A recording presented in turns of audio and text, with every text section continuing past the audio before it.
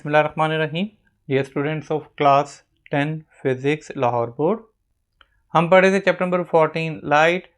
आज का हमारा टॉपिक है action of lenses on parallel raise, कि जब पैरेलल रेज जो हैं वो लेंसेज के साथ आगे टकराती हैं तो उसके बाद जो है ना वो किस तरीके से एक्ट करते हैं। कहते हैं when a set of parallel raise pass through the lens, जब वो एक लेंस में से जो है वो गुजरती हैं and show the specific pattern based upon the lens type, तो एक खास एक पैटर्न के साथ जो है वो इसको शो करते हैं depending upon the how they interact. ठीक है, अब फॉर एग्जांपल कन्वर्जिंग या कन्वेक्स लेंस। अब कन्वर्जिंग लेंस में से ये पहले भी बताया हुआ है कि जितनी भी रेज आएंगी सारी की सारी आकर रिफ्रैक्ट होने के बाद एक ही पॉइंट पे फोकस होना शुरू हो जाती है, ये कन्वर्ज होना शुरू हो जाती है। सिंपल जो प्रिंसिपल एक्सिस वाली स्ट्रेट लाइन होती है वो जो है वो ऑप्टिकल सेंटर में से दरमियान में से जो गुजरती है वो सीधी रहती है। बाकी इसके अलावा जो भी जहां से भी आएगी सारी की सारी रेज क्या हो जाएंगी, एक ही पॉइंट पे एफ के ऊपर जो है वो मिलती जाके कन्वर्ज हो जाती हैं, इसलिए इनको कन्वर्जिंग लेंसेज भी कहा जाता है, ये कन्वेक्स लेंसेज भी होते हैं। कहता है as the rays enter the lens they bend toward the principal axis due to the refraction, this bending takes place because of the lens curve surface and its refractive index. ठीक है, एक तो इसकी सरफेस कर्व्ड होती है, दूसरा इसका refractive index पीछे हमने पढ़ लिया है, ये एयर है, इसका रिफ्रैक्टिव इंडेक्स जो है वो कम होता है, ये रेयर मीडियम है, ये डेंसर है, ग्लास है, जब इसमें से जाएगा तो अपनी डायरेक्शन को थोड़ा सा चेंज करेगा। Next one is image formation, कि इमेज कैसे बनता है। इमेज बनने के लिए तीन रेज जो हैं वो ली जाती हैं, वो आगे पूरे डायग्राम के साथ मैं आपको एक्सप्लेन कर देता हूँ अभी। नेक्स्ट वन देखें, refraction and divergence of concave lens. अब कनकेव लेंस में क्या होता है, कन्वेक्स लेंस में क्या था, वो कन्वर्ज होती थी एक ही पॉइंट पे, इसमें जो है वो वापस जो है वो इल्यूजन ऐसा होता है, ठीक है, कि वो इस पॉइंट पे तो वापस रिफ्लेक्ट होकर जैसे ही जा रही होती है इल्यूजन होता है आपको, तो ये ऐसा लगता है। अगर हम इन रेज को जो है वो खुद से बढ़ा लेते हैं तो बजाय इसके आगे राइट साइड पे, ये लेफ्ट साइड से रेज आई और राइट साइड पे इसका इमेज बने, वो वापस ही जो है ना इस तरफ आके एक पॉइंट पे हम उनको मिला देते हैं, तो इस तरीके से इसका इमेज जो है वो उसी साइड पे होगा जिस साइड पे ऑब्जेक्ट है। इससे बनने वाला इमेज वर्चुअल होता है और वर्चुअल इमेज हमेशा इरेक्ट होता है। Next topic is power of lens. Power of lens क्या है, कि ये बेसिकली रेसिप्रोकल होता है फोकल लेंथ का। ठीक है, so P is equal to 1/f, यानी कि रेसिप्रोकल ऑफ फोकल लेंथ, और ये जो है इसका यूनिट डायोप्टर होता है जो कि पर मीटर में लिया जाता है। ठीक है, जो कनकेव लेंस है उसके जो फोकल लेंथ नेगेटिव है तो उसकी पावर भी नेगेटिव ली जाती है, और जिन लेंसेज की ऐसे जिनकी पावर जो है वो ज़्यादा होती है वो ज़्यादा बेंड कर सकते हैं लाइट को, मोर स्ट्रांगली उन चीज़ों को बेंड करते हैं। नेक्स्ट टॉपिक देखें, image formation by thin lenses.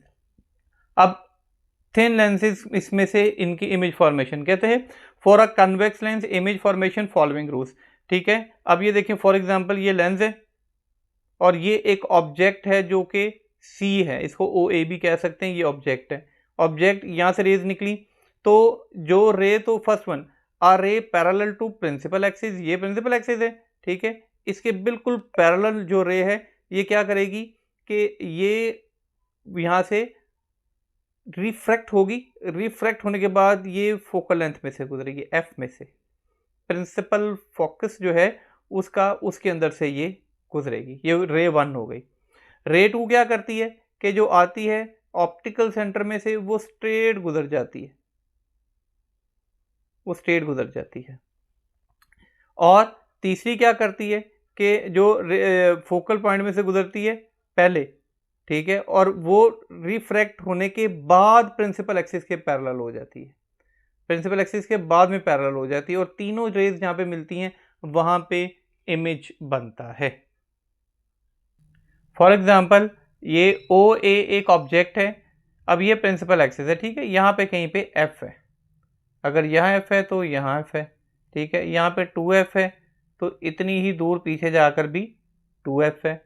अब जो रे होगी ये principal axis parallel to principal axis, वो रिफ्रैक्ट होगी, रिफ्रैक्ट होने के बाद एफ में से गुजरेगी, जो स्ट्रेट यहाँ पे ऑप्टिकल सेंटर में से गुजरेगी वो स्ट्रेट गुजर जाएगी, और जो रे थर्ड इसमें से गुजरेगी, वो गुजरने के बाद रिफ्रैक्ट होने के बाद प्रिंसिपल एक्सिस के पैरेलल हो जाएगी। ये तीनों जहां पे मिलेंगी वहां पे इमेज बनेगा जिसे कहेंगे आई बी। ठीक है, सो ओ ए ऑब्जेक्ट है और आई बी जो है ये इमेज होता है। अब इमेज कहां पे बन रहा है, ये सारे का सारा होता है लोकेशन ऑफ ऑब्जेक्ट के। ऑब्जेक्ट कहां पड़ा हुआ है, अगर तो ऑब्जेक्ट 2f पे पड़ा हुआ है, ठीक है, तो इमेज भी 2f पे ही बनेगा। और अगर जो है वो फॉर एग्जांपल ऑब्जेक्ट 2f से भी पीछे चला जाता है या ऑब्जेक्ट 2f पे चला जाता है, ऐसी सूरत में जो इमेज बनेगा वो f और 2f के दरमियान में बनेगा। ठीक है, पोजीशन है इस तरीके से। अब ये देख लें, ये क्या था इमेज, ये क्या था लेंस। इमेज से लेंस तक के फासले को स्मॉल q से डिनोट करते हैं। ये था ऑब्जेक्ट, ये है लेंस। ऑब्जेक्ट से लेंस तक के फासले को p से डिनोट करते हैं, और ये प्रिंसिपल फोकस से लेंस तक का जो फासला होता है उसे स्मॉल f से डिनोट किया जाता है।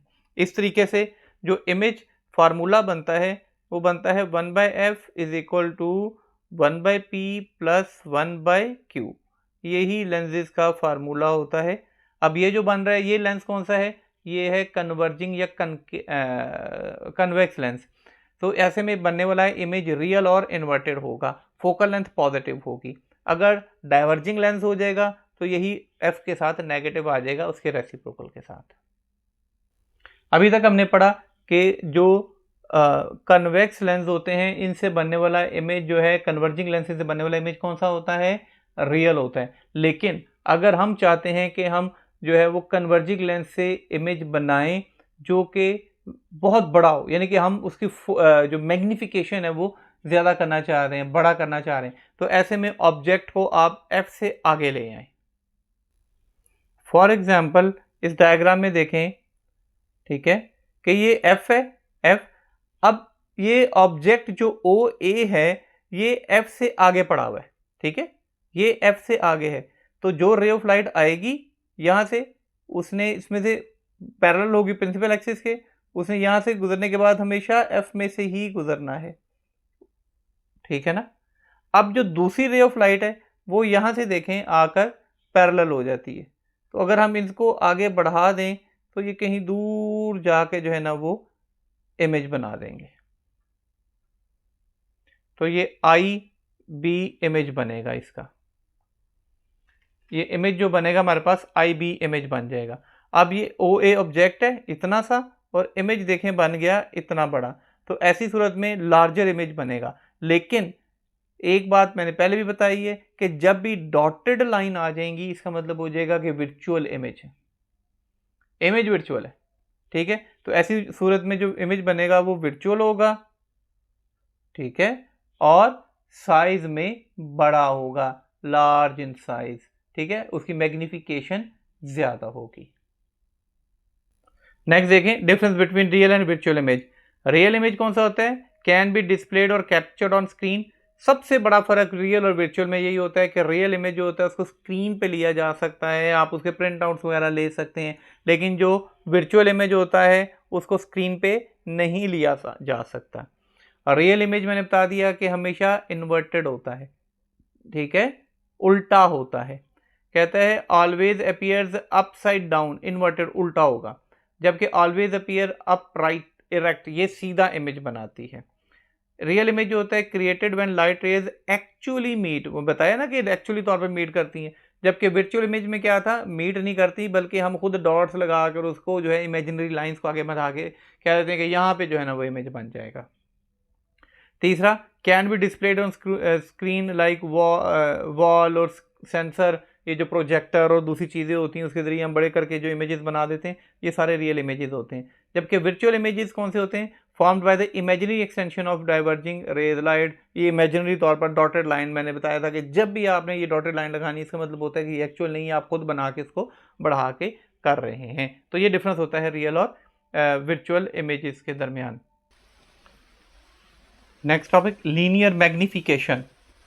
लीनियर मैग्निफिकेशन का क्या मतलब होता है कि कितना इमेज जो है वो मैग्नीफाइड है, मतलब इमेज कितना हमें बड़ा दिखाई दे। ये एक्चुअली रेशो होती है height of image over height of object के। जो हमारे पास इमेज आई उसकी हाइट कितनी है और जो ऑब्जेक्ट था उसकी हाइट कितनी थी, ठीक है। तो लीनियर मैग्निफिकेशन, ठीक है, हाउ मच लार्जर और smaller the image is as compare to the object, के ऑब्जेक्ट की निस्बत कितना बड़ा या छोटा कोई इमेज बना है वो उसकी लीनियर मैग्निफिकेशन कहलाती है। सो लीनियर मैग्निफिकेशन है height of image over height of object. तो magnification h i by h naught या एच ओ भी होता है, height of image over height of object, ठीक है। बाकी ये क्यू ओवर पी भी होता है, क्योंकि इमेज जो है ये किससे डिनोट होता है, क्यू से, अभी बताया मैंने। और हाइट ऑफ ऑब्जेक्ट क्या होता है, बेसिकली इमेज ऑब्जेक्ट का डिस्टेंस क्या होता है, पी। तो क्यू ओवर पी भी हो सकता है या फिर height of image over height of object भी हो सकता है। अब इसमें हमने क्या करना है, कहते हैं Maihar the height of the object H not, इससे हम ये फाइंड आउट कर सकते हैं Maihar the height of the image height, या फिर ये उसके बाद ये दोनों का फार्मूला लेकर, ठीक है। सबसे पहले अगर हमारे पास है तो हम देखते हैं कि ऑब्जेक्ट कितना बड़ा था, उसका इमेज कितना आया, तो उन दोनों को डिवाइड करेंगे height of image over height of object, तो ये इसकी मैग्निफिकेशन आ जाएगी और इसका कोई यूनिट नहीं होता, चूंकि रेशो है और रेशो का कोई यूनिट नहीं होता। हमारा आज का लेक्चर यहीं तक था। इंशाल्लाह नेक्स्ट लेक्चर में इस चैप्टर को ख़त्म कर देंगे। आप हमारे इस चैनल को सब्सक्राइब करें, लाइक करें, वीडियोस को आगे शेयर करें ताकि आपको अपडेट्स मिलती रहें। बहुत जल्द इंशाल्लाह ताला हम जो है बोर्ड के पैटर्न के मुताबिक कुछ पास पेपर्स जो पैटर्न पेपर है उनका सोल्यूशन भी शुरू करेंगे। बहुत जल्द ये हम अपना सिलेबस ख़त्म करेंगे इंशाल्लाह। होपफुली नेक्स्ट मंथ में अपना हम ये बुक फिज़िक्स की फ़िनिश करके इसमें पैटर्न पेपर्स की तरफ आ जाएंगे, जिसमें कि कोशिश होगी कि हर चैप्टर में से आपको 20 या 25 MCQs जो है वो एक दिन में करवा के और शॉर्ट और लॉन्ग जो है उसके बारे में डिस्कस किया जाए। Thanks for watching.